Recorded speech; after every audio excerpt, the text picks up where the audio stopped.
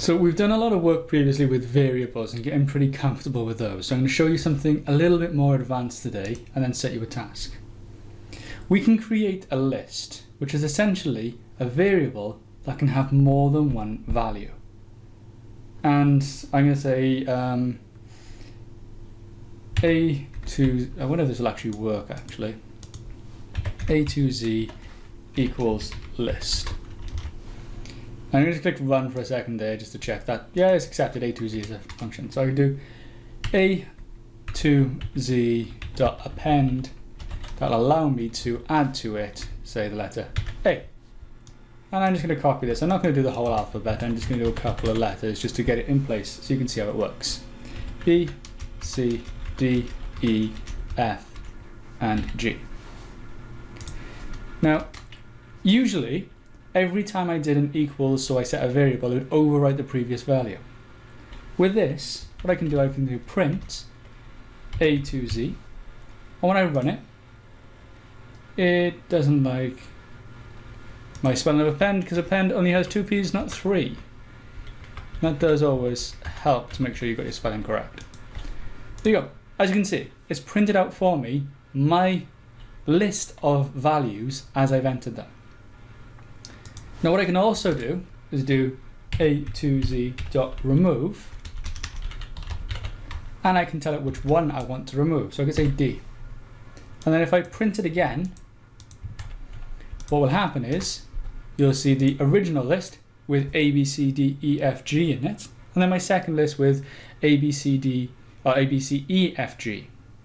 I can then go on and I can add again these appends after that. Now my list will allow me to have multiple values with the same name in them. So now I've got A, B, C, D, E, F, G, A, B, C, D, E, F, G.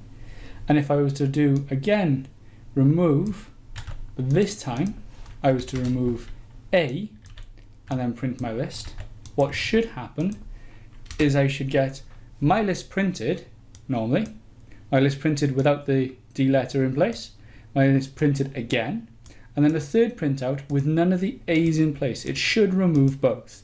Let's see if I'm right. There we go. So it hasn't. I'm wrong.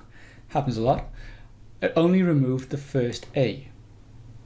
So it goes through the list from least significant to most significant, from left to right, removing the first instance it sees.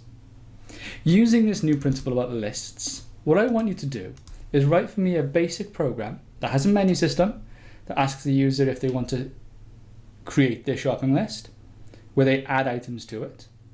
If the user wants to view their shopping list so they can see what's in their shopping list, and if the user wants to remove items from their shopping list. So it should have 3 menu options. If they try to print their list before creating it, or delete an item before creating it, then they should get a warning telling them they can't do so. If I try this a second, then we'll see what happens when I run that. Now it's not found Z, it's not found it in the list. So we do have to check to see if it is actually in that list or not. So I'll leave that one up to you. Again, I'm going to show you how to do this. So I'm going to highlight this section. I'm going to right click and go to copy. I'm going to open up a new incognito tab here and go to teams.microsoft.com. And log in as dummy7 and access dummy7's Teams. No, I don't want to save my login. Now I know dummy7 doesn't have a assignment set for this, so I'm going to hijack an old assignment, and I'm just going to go into the assignment section. There's nothing there. There's a return assignment there. I'm going to undo the turn-in for a second just to show you. I did this as a different task with year 9 earlier today. I'm going to go add work. I'm going to go new file, Word document, and it's going to be list program. Attach. It creates it, click on it, and then I can paste my code. Now don't worry too much about any sort of underlining in blue or underlining in red if you had any of that. It's purely because Word can't understand your Python language. That's perfectly fine. And I click on close and then turn in. That has then created that new file for me. I've put my code into it and turned it in. Okay, good luck.